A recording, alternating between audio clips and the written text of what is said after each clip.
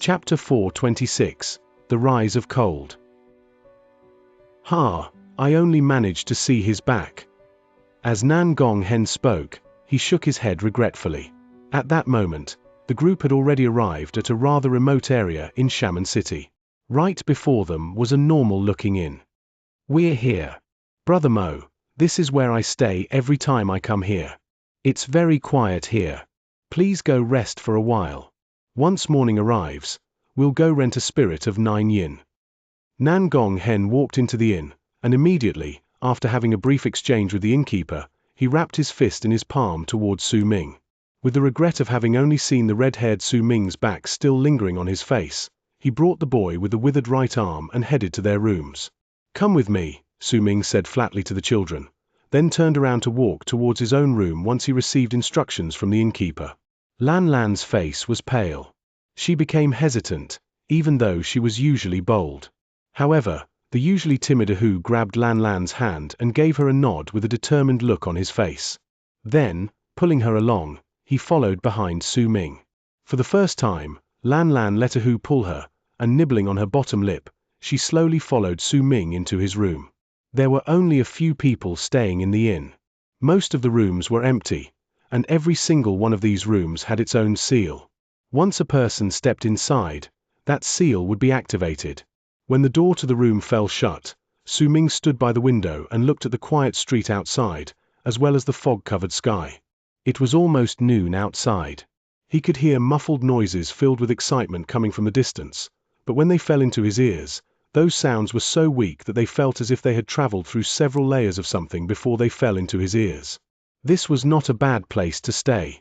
He could avoid being bothered, and could obtain some form of peace. He spread out his divine sense and had it surround the room without making a sound, causing no one to be able to find out what was going on in the room as long as they did not send out a wave of power that would cause ripples in the air surpassing the amount caused by Su Ming's divine sense. Su Ming also sent his divine sense to Nan Gong Hen's room as he spread it out. Under his divine sense and his scrutiny, he saw that once Nan Gong Hen returned to his room, he first had a melancholic look on his face as if he was deeply moved by something, then he sat down cross-legged to meditate. When he showed no other actions after a long while, Su Ming left a trail of his divine sense to continue observing Nan Gong Hen, then turned around to look at Lan Lan and Ahu. The two teenagers had already waited for a long time, but they did not dare have even a hint of impatience within them. Lan Lan's face turned even paler, and Ahu clutched Lan Lan's hand even tighter. When she met Su Ming's gaze, Lan Lan shuddered. Xianxia. Ahu's current manner of conduct was completely different from how he showed himself to others usually. With a resolute look on his face, he pulled Lan Lan down and knelt on the ground with her. "Xianxia, please cast a spell on us to wipe away our memories just now to avoid us revealing anything subconsciously. If we did, not only will it bring trouble to you, we will also bring disaster on ourselves." Su Ming did not speak. After sweeping his gaze across the two youths, he closed his eyes and fell into deep thought. This was an accident. However, Su Ming was already prepared for this accident to happen when he agreed to White Bull Tribe's patriarch's request. After all, Hong Luo's actions were too flashy, and it was difficult for people to not remember his looks and traits. However, he did not expect that this would happen so quickly. Just one Nan Gong Hen, and his appearance when he was his red-haired self was completely revealed. But fortunately for him, Nan Gong Hen had been talking about it casually when they were in the city, and judging by his looks, he did not seem to have grown any suspicions towards him. A glint appeared in Su Ming's eyes and he looked at the two youths once again. "Knowing about this will bring more harm than good to you. Not only will it possibly make you lose your life, you might also bring about total annihilation to your tribe."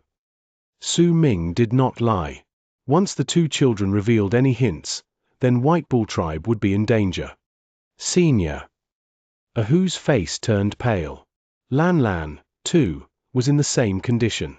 Su Ming lifted his right hand swiftly, and with a flick of his wrist, the boy and girl immediately fell to the side unconscious. Su Ming was still as calm as ever. If he did not have the immortal's nascent soul and learned a method to wipe out other people's memories from the legacy Hong Luo left him, he would not have agreed to escort anyone in the world of 9 yin. He was already prepared for this a long time ago. He just did not expect that he would be using it so early. 2 hours later, Lan Lan and Ahu walked out of Su Ming's room with dazed looks in their eyes. After returning to their rooms, they only started recovering gradually after the time taken for the burning of an incense stick. Not a hint of the red-haired Su Ming was left in their memories. Teenagers would never be able to keep still. Once Lan Lan regained her senses, she could not contain her desire to go out and take a look around Xiamen City, especially now that noon had just passed by and it was still bright outside. So she went with Ahu and invited the boy with the withered right arm to go with them. Once the three of them obtained permission from Su Ming and Nan Gonghen, they left the inn. Time trickled by. When it was almost evening, while sitting with his legs crossed, Su Ming opened his eyes and looked towards the door. After a moment, knocking fell into his ears, and it was soon followed by Nan Gonghen's cheerful voice. "Brother Mo, dusk in the world of 9 yin is incredibly beautiful, and it's even more so when the 9 moons show up. Why don't we drink and admire the sky together?" A large part of the reason why Nan Gonghen could have so many friends was because he spoke with a cheery tone and because he was the type of person who would take the initiative and invite people to drink with him. When Su Ming heard Nan Gonghen's words, he smiled and went to the door. Once he pushed it open, he saw Nan Gonghen carrying 2 pots of wine standing outside his room. Since Su Ming had covered the entire inn within his divine sense, all of Nan Gonghen's actions, and even everything that happened in the inn could be detected him. Nan Gonghen did not bring out those 2 pots of wine himself. He had instead asked the innkeeper for them, and these pots of wine had just been brought out from the underground wine cellar. Su Ming had also scanned the innkeeper and the wine with his divine sense, and detected no problems. Besides, Nan Gonghen had also drank 1 pot when he was in his room, and it seemed like because he thought that wine when drank without any company was tasteless, he came to Su Ming. Su Ming knew about all of this, and took over a pot of wine with a smile, then took a big swig from it. Nan Gonghen's eyes shone brilliantly, and as he laughed heartily, they walked towards the top level of the inn. The top level of the inn was a balcony loft. There were several tables placed there, and the balcony did not have a lot of things acting as shelter, causing the air to enter the space from all directions and circulate freely there. They sat at a table by the edge and looked towards the fire-red shade in the sky. It was very comfortable. "I like the world of 9 yin a lot, and I come here almost every single time it's opened," Nan Gonghen said with a deep sigh while drinking and looking at the sky in the distance. Su Ming's gaze fell on the fire-red shade in the sky and he remarked in a calm tone, "This is indeed a good place. It's difficult to imagine that it was an ancient ruin. Heh, look at the peace we have here and think about the dangers outside. Think about the area 1 million li's away where not even our ancestors have managed to explore, and here we are, drinking and looking at the moon appearing. This is just so frigging comfortable." Nan Gonghen laughed boisterously and drank a huge mouthful. "Brother Mo, do you know what my dream is? I want to go past those 1 million li's and go to a place no one has ever gone to before, and I want to drink over there while looking at the dusk and watching the moon appearing." Nan Gonghen looked at the faint shadow of the moon that was gradually appearing in the red sky and spoke with a smile. "Over there, I wouldn't have to be bothered by any wars, I could ignore my father's dreams for me, I wouldn't have to think about anything, just my own dreams, and over there, I would wait for a person." Nan Gonghen let out a light sigh. "Oh." Su Ming took a sip of his wine and looked towards Nan Gonghen. "Brother Mo, you must have wondered why I always come here. It's not just because I like this place, I really like it, by the way, but I come here every time because I made a promise with someone, and that's the more important reason." Nan Gonghen remained silent for a moment before he spoke with an agonized voice. "I will wait for her here. She went past those 1 million li's. And we made a promise that I'll wait for her here. But it's been so many years, and she still isn't back. Promise." Su Ming lowered his head and looked at the pot of wine in his hand. He brought it up and took a big swig from it. His gaze fell on the sky in the distance, and in the midst of that red, the first moon gradually appeared. "If you truly can't forget her, then why don't you go and look for her in that area?" Right at that moment, an aloof voice traveled forth from the loft. Su Ming's divine sense focused together. He had only managed to notice this person appearing 1 breath before that voice spoke. Several breaths later, an aloof woman walked up the stairs. That person was naturally Nan Gonghen's little sister, who also happened to be the one person Su Ming kind of did not want to see at the moment. The woman did not even look at him. Once she walked over, she sat by the side and took the pot of wine from Nan Gonghen's hands. Immediately, white, chilling air spread out from within, and it was obvious that the wine inside the pot had chilled over instantly. She brought it up and took a big mouthful from it. Nan Gonghen lifted his head and looked at the woman, only speaking after a long while. I definitely will. Su Ming watched the siblings by the side and was just about to search for an excuse to leave when his expression suddenly changed. A freezing glint immediately appeared in his eyes and he got up to look at a distant spot in the city. Brother Nan Gong, I have something I have to deal with. Please excuse me. As Su Ming spoke, the freezing look in his eyes became even colder, and with one move, he turned into a long arc and flew off the balcony. Nan Gonghen was momentarily stunned. When he lifted his head to look, the cold woman by his side turned her gaze on Su Ming's departing back for the first time, and her pupils suddenly shrank. At that moment, in a bustling street located in a downtown area to the north of Xiamen City was a shop, and Lan Lan was standing in that shop seething in rage. Ahu looked a little frightened by her side, and as for the boy with the withered right arm, his face was pale and his expression bitter. Right before them stood an extravagantly dressed boy with scorn on his face. There was a married woman standing by his side, and she held herself in a beautiful manner. No signs of time or age could be seen on her face. Her eyes were calm. There were 3 expressionless men standing behind the boy and woman. The ripples spreading off the 3 men showed that they were all medial shamans. Qi Dong was the one who first took a fancy to this herb, and he even paid for it. How could you be so unreasonable and snatch it away? Lan Lan demanded furiously. Qi Dong, I didn't expect I would run into you here.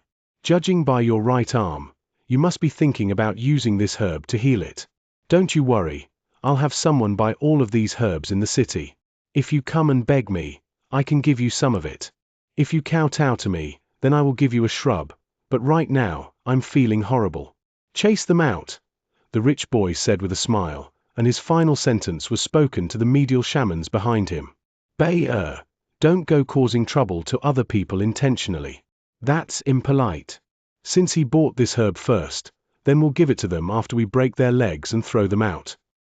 The woman spoke with a bland voice, then turned around and no longer bothered with them, looking at the other things in the shop, as if this sort of thing would not catch much of her attention. Since she gave the order, there would naturally be someone who would carry it out. Chapter 427. A misunderstanding? That's not enough. Once the boy called Bei heard the woman's words, a hint of cruelty appeared on his lips. Then he looked at the boy with the withered right arm with a smug look on his face. The right arm of the boy who came with Lan Lan and the others was now withered up so badly that it looked to be only skin and bones. His face turned even paler. How could you do this? We've never bothered you before, and we already paid for this herb. You're the ones who are trying to snatch it from us. Your power is great, how could you bully us children? Don't you feel ashamed? Lan Lan's face was red from anger. She was terrified, but among the 3 of them, Qi Dong was keeping silent like a block of wood, and Ahu was being as timid and cowardly as ever. While Lan Lan was terrified, she was still screaming in rage. When she saw Qi Dong's pale face, she gritted her teeth. Our guardian is Mo Su, and his guardian is Nan Gonghen. If you dare hurt us, the both of them will never forgive you. When she saw that one of the expressionless medial shamans started walking towards them, Lan Lan shouted loudly and protected Qi Dong and Ahu as they retreated. Her face was already stark pale, but she continued keeping up a brave front. Nan Gonghen. The woman who had already turned around to look at the other items frowned slightly when she heard Nan Gonghen's name. Since it's Nan Gonghen, I'll just take 1 leg off each of you. As for that little girl, she has a quick mouth. Cut her tongue off. Understood. The medial shaman who was walking towards Lan Lan and the other 2 bows was a thin middle-aged man. At that moment, he turned towards the woman and bowed to her while voicing his obedience to her respectfully. Then he turned around and walked towards Lan Lan and the others without any sort of expression. Under the pressure coming from him as a medial shaman, Lan Lan shuddered. Ahu's eyes were filled with terror, and Qi Dong lowered his head bitterly. It was impossible for the three of them to leave the place. The pressure was like the might of heaven to the three of them. Qi Bei, First Mistress, this has nothing to do with the both of them. We only came together to Shaman City because we were heading down the same path. My matter doesn't concern them. If you truly wanted to deal punishment, you can break my legs and my remaining arm, I will take their place. The boy with the withered right arm lifted his head at the moment, and with a bitter expression on his face, he took a few steps forward. The boy's words did not catch the woman's attention. As if she did not hear them, she picked up a black wooden hair stick in the shop and looked at it with her head lowered. The boy by her side cast Qi Dong a glance with a cold sneer on his face. The smugness and disdain on his face was as clear as day. The middle-aged medial shaman who was walking towards Lan Lan and the other two boys did not stop for even a moment. As he got closer, the cold chill spreading from his body made despair appear in the three teenagers' eyes. Qi Dong's eyes turned red. With a roar, as he moved back, he used his body and knocked Lan Lan and Ahu towards the door to the shop. Run! Ahu, take Lan Lan and run. Lan Lan hesitated. Ahu grabbed her hand by her side and immediately rushed towards the gate in his anxiety. However, right at the instant he and Lan Lan managed to reach the door, a gust of wind shot out from nowhere and blew against them from before them. It immediately caused Lan Lan and Ahu to shudder before their bodies were forced back against their will, as if they had knocked into a wall. As they moved back, they coughed out a mouthful of blood. Our guardian is Mo Su, he won't forgive you. Lan Lan wiped away her blood and glared at the medial shaman fiercely. Ahu sucked in a deep breath by her side. His face might be pale and his chest hurt, but he stood before Lan Lan with an unwavering determination on his face, just like a mountain. Qi Dong laughed brokenly, and when he looked at Lan Lan and Ahu, there was a deep, apologetic look on his face. He regretted his actions immensely. He should not have come out. It would have been fine if he alone was harmed, but getting others involved was not his intention. The middle-aged medial smiled coldly and did not have the responsibility a person of his status should feel as a high-ranked shaman. His attacks against the three defenseless children were incredibly brutal. Mo Su. I've never heard of any powerful medial shamans who goes by that name before. I'd like to see just how this person won't forgive me. The middle-aged medial shaman took one step forward and leapt past Qi Dong.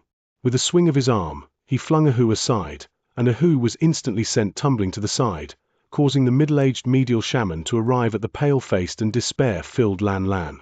With a cold sneer, the middle-aged medial shaman lifted his right hand swiftly and moved to point towards Lan Lan's right leg.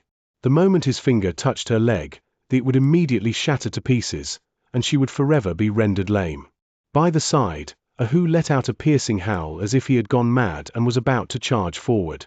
As for Qi Dong, his heart was pain, but he did not hesitate. He, too, charged forward. But the two children were not even fledgling shamans.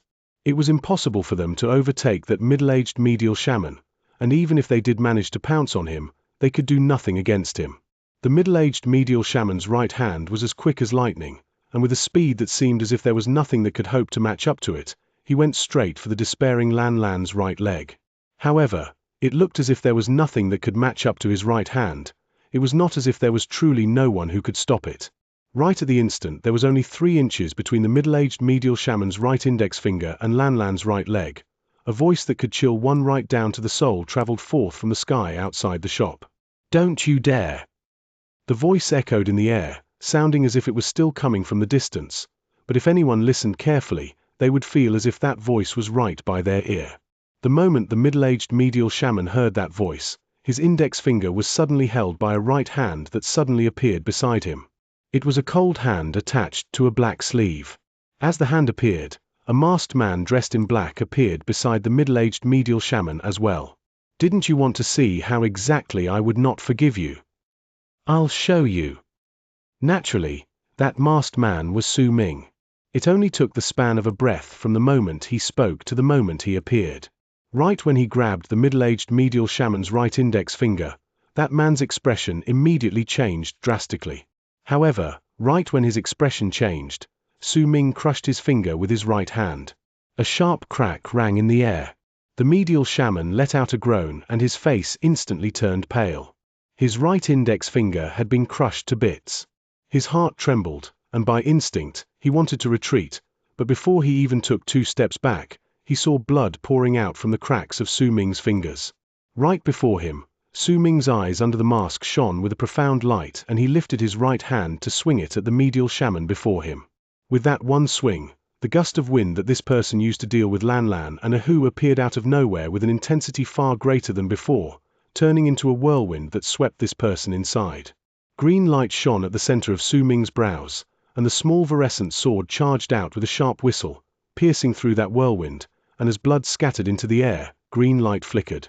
The whirlwind disappeared, and what was left on the spot was the middle-aged medial shaman with his eyes wide open in disbelief. There was a blooded wound at the center of his brows that pierced through his entire skull. He fell to the side, convulsing a few times before he breathed his last and died. All of this, right from the moment Su Ming appeared to the moment the middle-aged medial shaman died, only lasted for the span of a few breaths. It happened so fast that it was unbelievable, so quick that no one could react to it.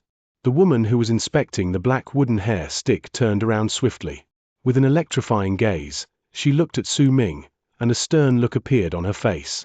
The boy beside her turned pale in the blink of an eye. To him, that span of time that only lasted for a few breaths was only an instant.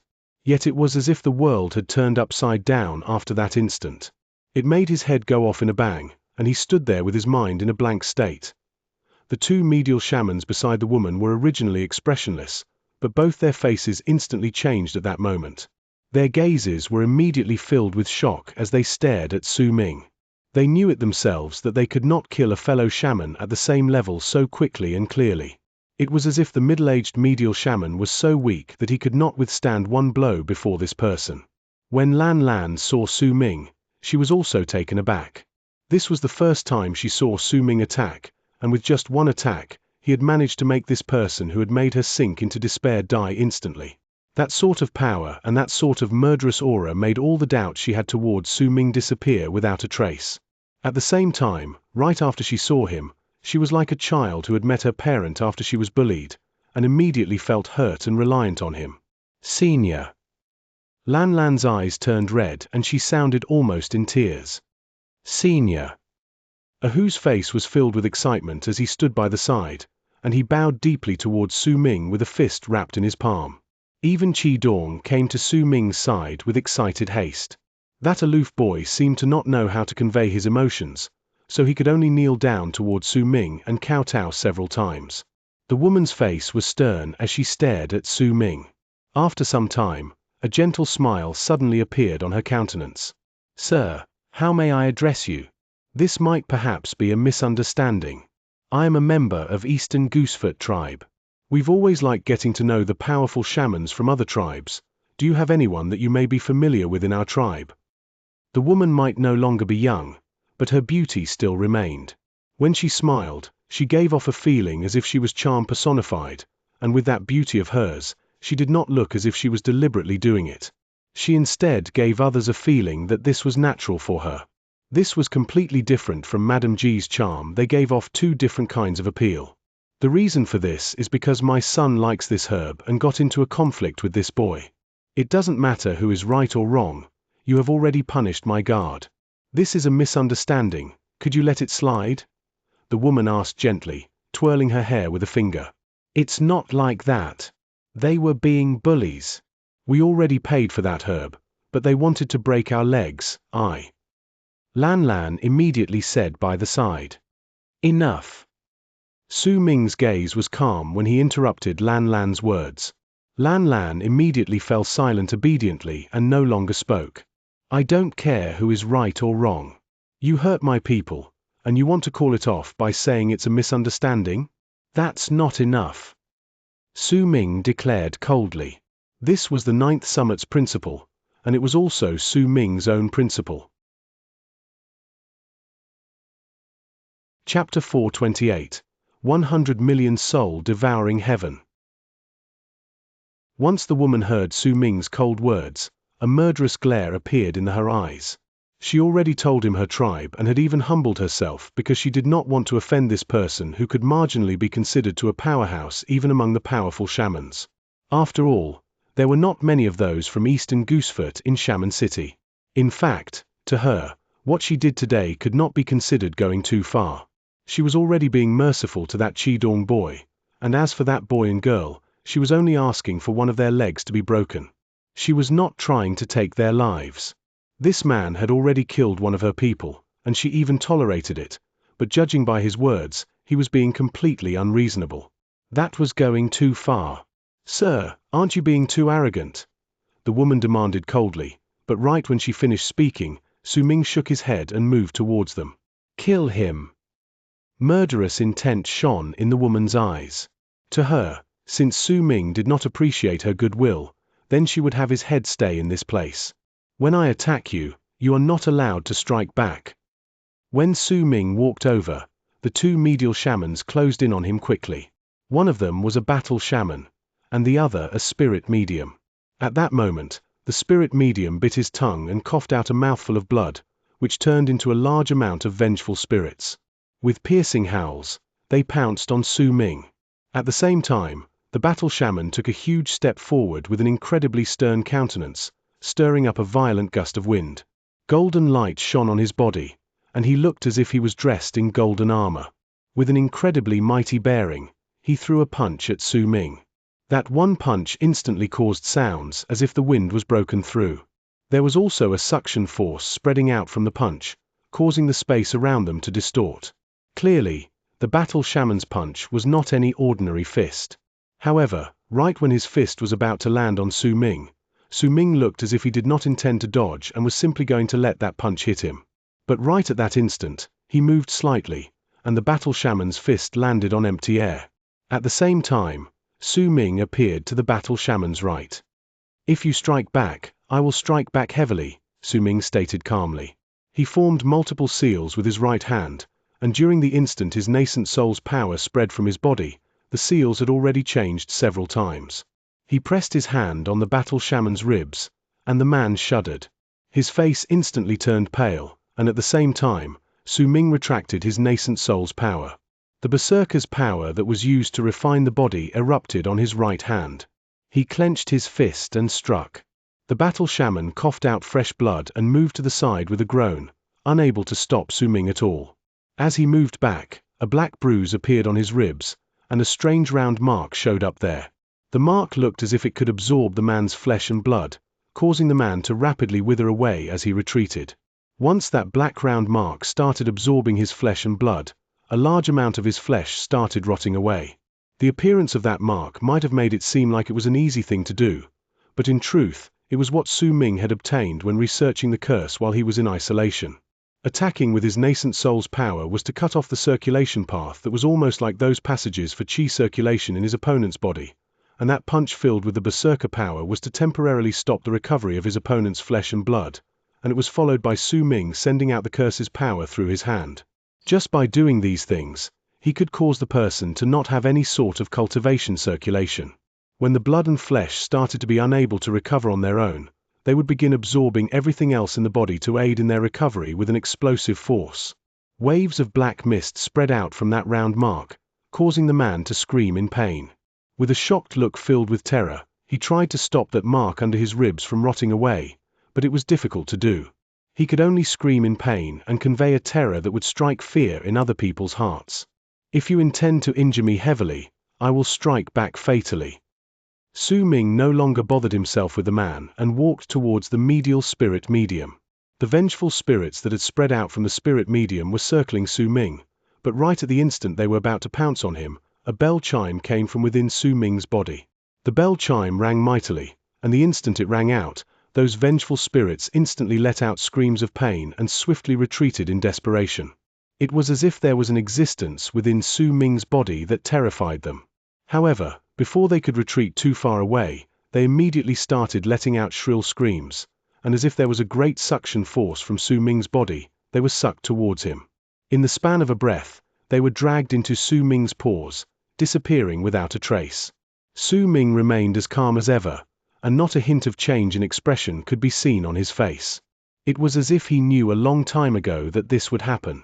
This was the power of the bell he obtained after the sixth head had awakened on Han Mountain Bell. He would need to absorb enough souls to awaken the seventh head.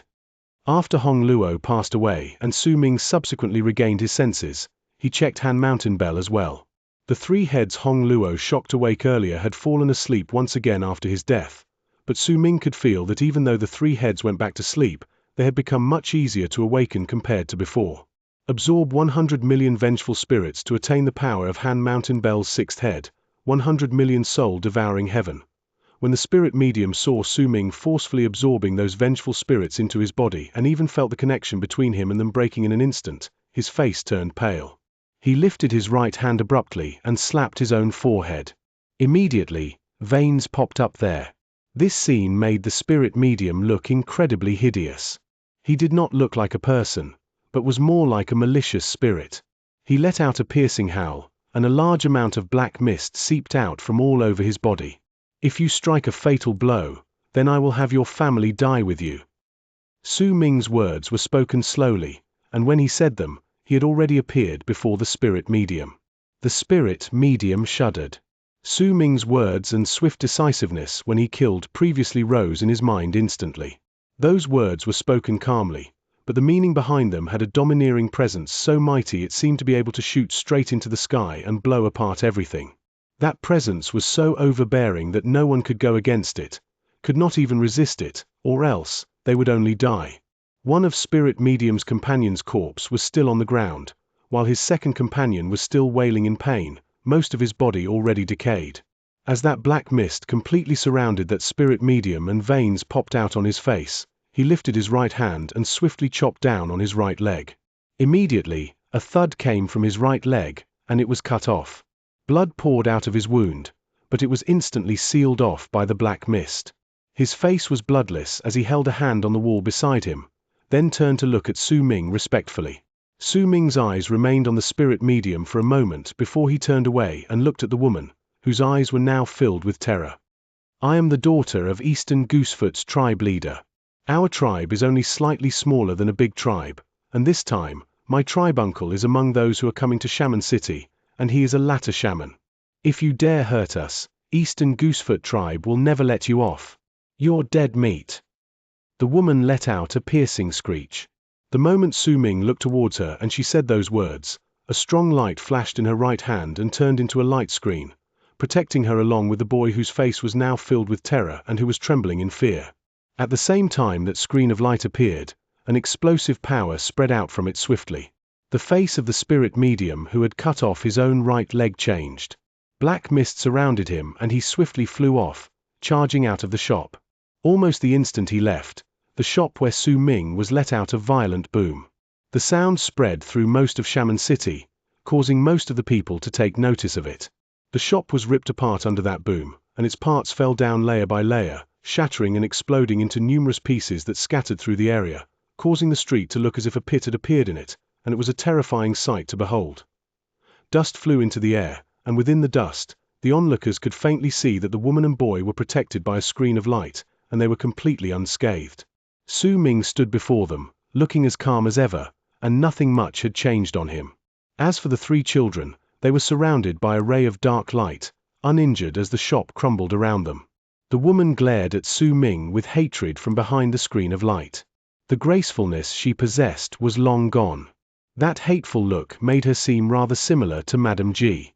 As the boom echoed in the air, two long arcs charged over from the sky in the distance, closing in the span of a breath and descending beside Su Ming before turning into a man and a woman.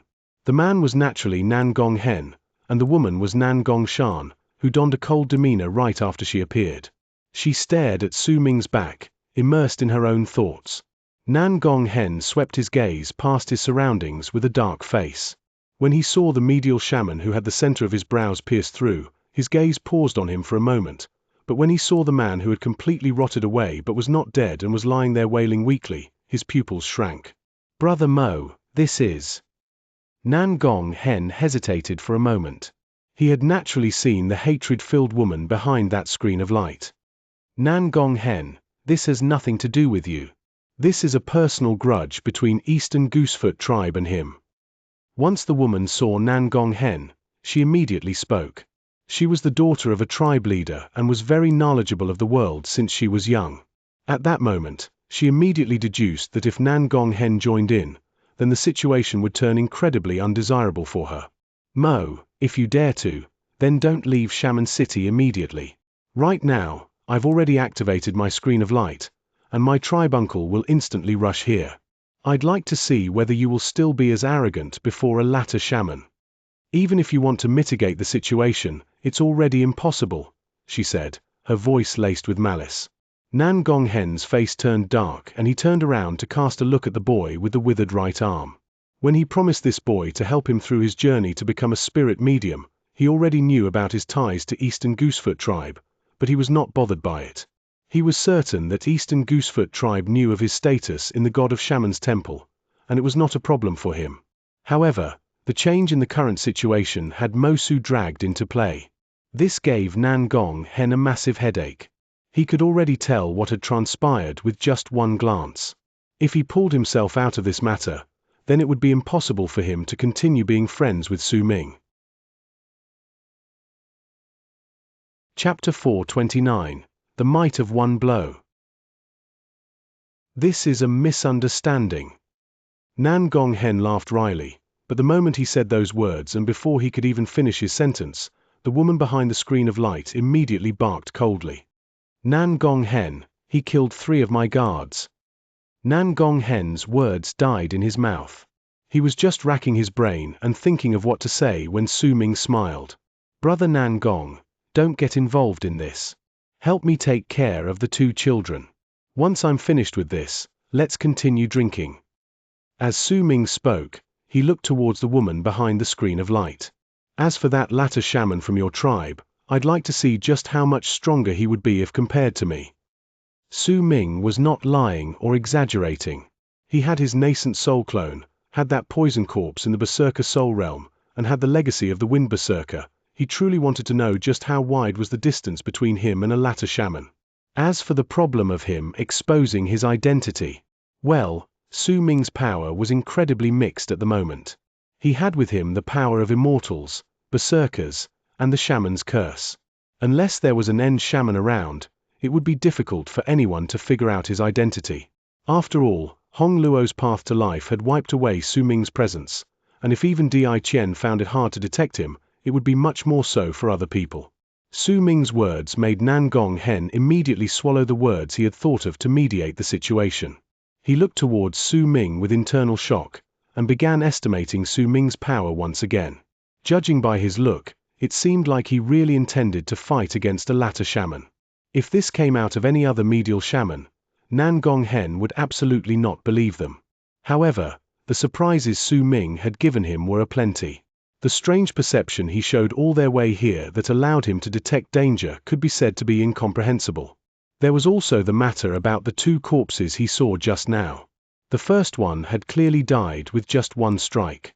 The strange one was the second corpse. Judging by its look, it seemed like the curse. This left Nan Gong Hen in shock, and at the same time, he found himself unable to speak. He nodded instead to Su Ming. When the woman heard that Su Ming wanted to fight against a latter shaman, she looked as if she had just heard a great joke. Derision appeared on her face. You boast without shame and act with extreme conceitedness. You're just a puny medial shaman, and you dare say such words? When my tribe uncle comes here, let's see whether you will still dare say such words. The boy beside her let out a huge sigh of relief. With the protection of the light screen, he had become much less afraid. At that moment, he was looking at Su Ming coldly, with hate burning in his eyes. This incident happened in an incredibly busy street in Shaman City.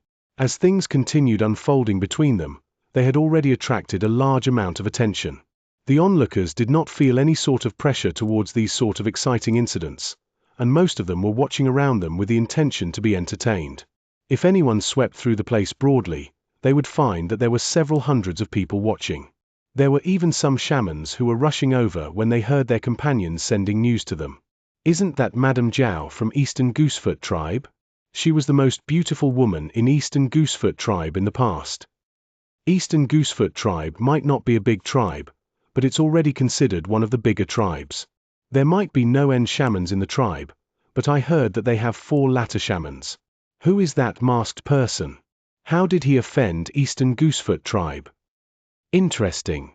Madame Zhao was actually forced to bring out the light screen of protection. I remember that only the core members of these larger tribes have a protective spell with them. Once that screen of light is activated, the tribe members from all around the area will immediately notice it.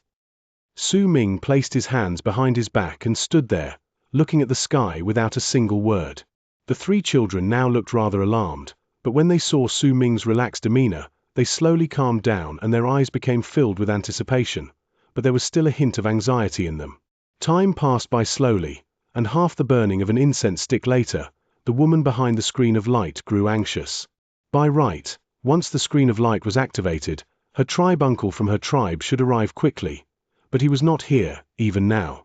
Su Ming's relaxed and calm demeanor at the moment also gave her some pressure. The time for half the burning of an incense stick has passed by, but your latter shaman still isn't here. Su Ming averted his gaze from the sky and looked at the woman behind the screen of light, speaking in a languid manner. If that's the case, then I won't wait anymore. As Su Ming spoke, he walked towards the screen of light. The boy beside the woman immediately became nervous, but the woman only smiled coldly. She did not believe that Su Ming could break this screen of light in a short period of time. Su Ming walked leisurely towards the screen of light and tapped at it lightly with his right hand. Immediately, a great rebound shot up and bounced his right hand several inches back. When the woman saw this, she let out a sigh of relief in her heart and said with a cold sneer, "You won't be able to break this screen of light." Su Ming gave the woman a calm look, then turned around, walking in the air towards the distance with his back facing the screen of light. "Why are you leaving? Could it be that you no longer dare to wait? Even if my tribe uncle is late, what can you do to us? The protection by this screen of light is not something you can break. Didn't you say you're going to break our legs? Didn't you say you'll be waiting for my tribe uncle to arrive? Why are you afraid now?" The woman immediately mocked him. She was worried that Su Ming would escape, and her words were filled with provocative intent. She was not the only one acting this way. The shamans who were watching around them also laughed. Clearly, they were mocking Su Ming's departure even though he had been so tough earlier. However, most of the people agreed to Su Ming's actions. After all, that latter shaman would arrive at any moment, and if he continued waiting, then he would be bringing his own death on his head. If it was anyone else, they might have run away much earlier. Su Ming ignored the woman. Once he was 100-something feet away, he came to an abrupt halt, and as he lifted his right hand, he turned around swiftly. Immediately, a black spiked club appeared in his right hand. That spiked club was entirely black, and when it appeared, a primal, wild feeling shot out from it. Once Su Ming held that club, he turned around. He then raised that spiked club and dropped it toward the screen of light 100-something feet away beneath him. The instant that spiked club was released, its size instantly changed, turning to become 100-something feet long. The breadth of that club was equally shocking, causing the area to instantly burst into an uproar, and during that moment, the club let out a hum in the sky, bringing with it a sharp howl as it broke through the air. It was as if the club contained an unimaginable weight, and it drew the line of a black fan as it traveled downwards. The woman widened her eyes, and at the instant shock appeared on her face, it was as if a huge mountain fell down on the screen of light, covering the moon in the sky and forming a long shadow on the ground. A boom that shook the sky and earth erupted from the screen of light at that instant, and it was so loud that it was deafening. The instant that boom drowned out the uproars from the onlookers, the screen of light shone with a powerful light. As it flashed violently, the top of the screen of light was pierced through by 9 teeth, while the booming sound continued echoing in the air. The entire screen of light let out a cracking sound that screamed that it was no longer able to endure the hit. It shattered, and with a bang, it exploded with the force that drowned the area. Right then, with the screen's mighty power still lingering around, that shocking spiked club fell on the ground with a boom, causing the ground to shake a few times. The houses and streets in the area also trembled, and dust flew into the air. As the ground trembled, a circle of fine cracks appeared. Those cracks spread through the area with rumbling sounds, and they covered around 1,000 feet, causing the floor to be in a state where anyone would suck in a sharp breath once they saw it out of terror. There was not a hint of damage on the gigantic spiked club. As it exuded the primal and wild presence, there was also a cold air around it. At the same time, all the people who witnessed this scene sucked in a sharp breath. They were all shocked to the core, stunned by the sight. Returning to the ground, Su Ming picked up the club once again, slowly. The spiked club quickly shrank and eventually disappeared from Su Ming's hand. The woman's face was stark white. She staggered back a few steps, stared at the ground, then at Su Ming. Her face was filled with shock, and she was staring at him, aghast. The boy beside her fell to the ground, shivering, so terrified that he was on the verge of a breakdown. "I can't break it," Su Ming asked flatly. After a short period of silence, a powerful commotion immediately broke out around them. The scene just now was deeply embedded into the minds of those who witnessed what happened, and it would not disappear. The might of that one blow from the spiked club and the power of that imposing presence was enough to make everyone be unable to even think about resisting when they came face to face with it. Who is he? Just what is that enchanted vessel? Just one blow, and he managed to forcefully break that screen of light. What incredible power! He used the strength of the enchanted vessel. I think the spiked club's weight alone has already reached a terrifying extent. That's why he only needed to use that strength alone, and it's already enough to make that screen of light shatter. But no matter what, a normal medial shaman would not have any power to try and strike back when they go against this person. As the onlookers continued talking, despair appeared in the woman's eyes for the first time. She was beginning to feel faint hints of regret for treating the three youths that way earlier. Nan Gonghen sucked in a sharp breath. When he saw Su Ming putting away that black spiked club, Su Ming's power in his estimations increased once again. He knew that even if he could dodge that blow, he would have to pay a heavy price for it. He was originally rather wary of Su Ming to begin with, and that wariness grew deeper at this moment, but at the same time, his desire to befriend him grew more fervent. A glint appeared in Nan Gongshan's eyes. When she looked at Su Ming, uncertainty appeared in her eyes. As for Lan Lan and Ahu, once they recovered from their shock, they immediately started cheering. They were still children, after all, and it was easy for them to begin idolizing powerful warriors, especially those on their side. In their eyes at that moment, Su Ming's strength made them so excited that it seemed like they were the ones who just delivered that blow. As the woman sank into despair, the screen of light exploded, and as her body started trembling, a cold harumph suddenly came from the sky in the distance. 5 long arcs charged towards the commotion from the sky. The person in the lead was an old man with a head full of silver hair. His was steely, and the 4 people following behind him all possessed extraordinary power. The 5 of them had clearly ignored the rule that forbade flying within 100 leagues of Shaman City and were closing in rapidly. In her despair, the woman looked as if she had just found hope. She stood up swiftly and called out agitatedly, "Tribe uncle!" A grave look appeared on Su Ming's face under the mask, but his eyes were overflowing with fighting spirit. He sucked in a deep breath and began circulating his power. Rings of dust started spreading under his feet, and he lifted his head to look over. Chapter 430. First Fight Against a Latter Shaman. The silver-haired old man charged towards the ground with a steely face, arriving to stand before the woman in an instant. At the same time, the 4 people behind him descended around them. "Tribe uncle, this person." When the woman saw the old man arriving, she finally let out a huge sigh of relief in her heart, but just as she was about to speak, "Quiet!" the silver-haired old man let out a cold snort. His voice was like a clap of thunder, making the woman immediately jolt and lower her head, not daring to speak anymore. The boy by her side also trembled and lowered his head, not daring to speak. "Take them both away. Causing trouble right the moment you arrive in Shaman City, HMPH. The silver-haired old man did not even spare Su Ming a glance and started speaking to his followers by his side in a low voice. "Senior, that person can't leave just yet," Su Ming said unhurriedly from where he stood nearby.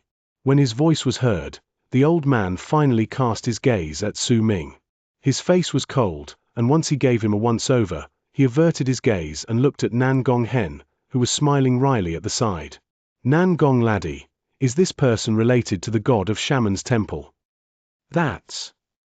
Nan Gong Hen hesitated for a moment before he gritted his teeth. Senior Tai Mu, Brother Mo might not have any sort of connection to the god of Shaman's temple, but he is my friend, I. Right when Nan Gong Hen said those words, the silver-haired old man swiftly waved his arms, and immediately, a violent gust of wind appeared out of nowhere, turning into an illusionary wave before him that charged straight forward. The wave came too suddenly, and a barely noticeable glint appeared in Su Ming's eyes. The instant the illusionary wave came crashing towards him, he took a step forward, then to his left, to his right, to the back, and continued moving until he took 8 continuous steps, looking as if he was walking in circles. Immediately, a whirlwind stirred up around him, charging forward to crash into that wave. Booming sounds reverberated in the air. The whirlwind beyond Su Ming lasted for several breaths before it instantly dissipated away. At the same time that whirlwind scattered away, he took 4 steps backwards. With each step he took, the ground would tremble, and a footprint would be deeply imprinted on the floor. When he took his 4th step, fine cracks instantly started spreading on the ground underneath his feet.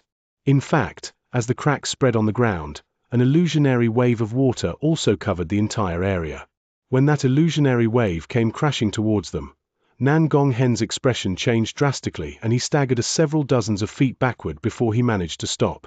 As for Nan Gong Shan, since she was originally not too close to begin with, by just activating the cold qi in her entire body, she managed to not even move. Then don't get involved. At that moment, the silver-haired old man's voice traveled towards them hoarsely. As for you, tell me the name of your tribe. The silver-haired old man brought his arm down and looked at Su Ming with a ghastly expression. As a great shaman, he had gone through far too many things, and his intelligence was definitely not something that the woman could compare to.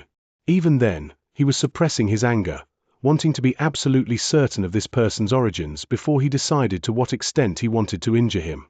As long as Su Ming was not related to the god of Shaman's temple, as long as he was not from some big tribe, as long as he did not belong to a tribe who was on friendly terms with Eastern Goosefoot tribe, then he could kill this person without any worry. He wanted an answer from the person's mouth itself. If he did not want to answer, it was fine. He could still kill him, and he would still be in the right. Even if he truly had some sort of background, the people around him could be his witness. Tai Mu had indeed asked, but he refused to answer. Then no matter what his background was, it was no longer related to Tai Mu. I come from a small tribe, I believe you wouldn't know about it, Senior Tai Mu. Su Ming smiled. He learned of the old man's name from Nan Gong Hen just now, and at that moment, he saluted the old man with a bow and rapped his fist with a calm face. You came from a small tribe and are unrelated to the god of Shaman's temple. Then, what sort of stupid courage made you kill my tribe members? A chilling glare appeared in Tai Mu's eyes. Kill him right here. Right when Tai Mu spoke, the 4 men behind him immediately turned into 4 long arcs and charged towards Su Ming with killing intent shining in their eyes. Su Ming stood in his spot, and right when the 4 people closed in on him, a light crease appeared between his brows. He took a step forward with his right foot, and the instant he landed, he shot forth with an extreme speed. In a flash, he charged through the 4 incoming long arcs, and as he lifted his right hand, green light shone, and the small virescent sword was instantly enlarged.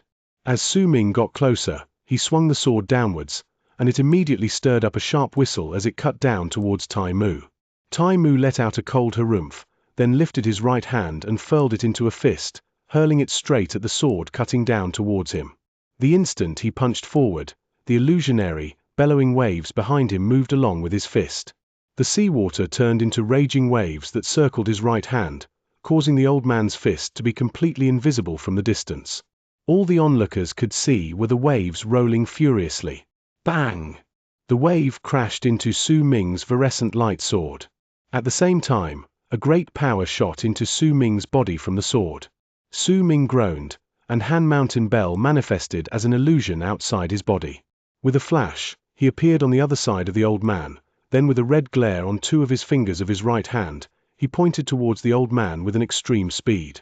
The old man frowned, then closed his eyes instantly before reopening them swiftly. As he opened and closed his eyes, he let out a low roar. That roar was like a clap of thunder, and once it fell from the old man's mouth, it turned into a wave of sound that bellowed in the sky, causing a large amount of ripples to appear in the air around them. In fact, as the air trembled, tiny, faint cracks appeared in space. Su Ming bore the brunt of the wave of sound. Sharp stabs of pain traveled up those 2 fingers of his. He immediately retreated and activated his full speed to move back 80 feet away before he managed to stand still. A trickle of blood flowed down the corner of his lips. At the same time, the 4 long arcs charged towards him from behind. When they were just about to close in on him, Tai Mu suddenly shouted at them. "The 4 of you, go back. You're not his opponent." The 4 long arcs froze for a moment, then immediately shot up into the sky. Then in midair, they rushed towards Tai Mu to arrive behind him, reappearing as people from those arcs.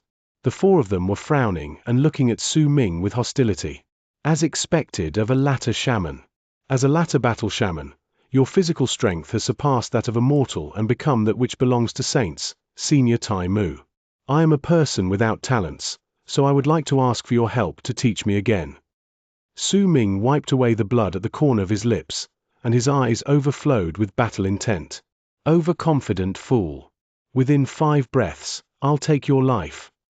Tai Mu lifted his right foot and stomped on the ground. With that one step, the ground immediately started trembling violently. A strong rebound shot out from underneath Su Ming, and he jumped into the sky. But the instant Su Ming jumped up, Tai Mu used the power of that step and leaped into the air. He clenched his fist and hurled it straight towards where Su Ming was. The illusionary waves behind him manifested as he struck, rolling about fiercely, then turned into a gigantic greenback shark. When that shark opened its mouth wide and charged towards Su Ming, the first breath passed by. It was followed soon after by Tai Mu retracting his fist swiftly, then hurling it out once again. The second fist caused the sky and earth to rumble, and the waves spread out through the area abruptly, covering almost half of the sky. At the same time, the wave was stirred up, charging towards Su Ming. It turned into a black octopus with many tentacles that rushed towards Su Ming among the waves. This was the second breath. When the third breath arrived, Tai Mu struck the 3rd time in midair. With that one fist, the illusionary wave enveloping half of the sky stirred up once again, turning into a gigantic dark turtle that swung its tail towards Su Ming with a force that caused a loud boom to ring out in the air, the sound that only appeared when there was a shock wave in the air. Once Tai Ma delivered those 3 punches, he watched Su Ming from midair, and his gaze was as if he was looking at a dead person. He had the confidence that this somewhat powerful medial shaman could not last through the first 3 styles of his 4-beast fist. The shamans watching underneath on the ground were all shocked to the core, and all of them gained a deeper understanding towards the might of latter shamans. All of them were stunned silent. Su Ming looked at the waves roaring in the sky and the 3 ferocious sea creatures charging towards him, and the seawater surrounding him also let Su Ming know that it was impossible for him to dodge it. At that instant, a brilliant flash appeared in his eyes. A latter battle shaman. Su Ming immediately lifted his arms, and they started leaving behind afterimages as he started forming seals with his hands. After they were changed several times, a black light suddenly shone around his body. Han Mountain Bell manifested in the form of an illusion, and the instant it covered his entire body, a shocking roar shot out from it. As that roar rang out and the 3 ferocious sea creatures closed in, a thing that made all of the people underneath dumb with shock happened right before their eyes. That thing was a ferocious beast, a gigantic, ferocious beast with 9 heads, 6 of which had their eyes open while lifting up towards the sky. The ferocious creature manifested from Han Mountain Bell, and the moment it appeared, the power of the world surged towards it from all around, causing the creature's body to instantly gain physical form. As it roared, the 6 heads crashed into the 3 sea creatures. Tai Mu's expression changed for the first time. Su Ming's strength surprised him greatly, and at that moment, without any hesitation, he lifted his right hand once again and delivered the 4th punch. That punch immediately made all the seawater around Su Ming stir up and surge even higher into the sky, causing the area around him to be void of seawater. At the same time, the water that rose into the sky above Su Ming gathered together to form a gigantic fist. That fist was entirely azure blue and was made of seawater. It looked to be several hundreds of feet in size, and at that moment, it fell down, straight towards the 9-headed beast. Booming sounds instantly reverberated in the air and spread through the entire shaman city, catching all the shamans' attention. In fact, the berserkers and immortals who had come alone to Shaman City also immediately looked over with changes in their expressions. As the booming sounds lingered in the air at the spot where Su Ming and Tai Mu were fighting, the illusionary seawater disappeared, the three sea creatures were torn apart, the gigantic fist in the sky also shattered inch by inch and dissipated into nothingness. Tai Mu's face was dark as he stood in midair. He looked at Su Ming right across him, who was revealed after the nine-headed beast also shattered and disappeared. You are quite good, but if you want to fight against me, you are still overestimating yourself. Tai Mu let out a cold harumph. He took a step towards Su Ming, and the killing intent in his eyes shone brilliantly. Am I now? Su Ming wiped away the blood at the corner of his lips and grinned.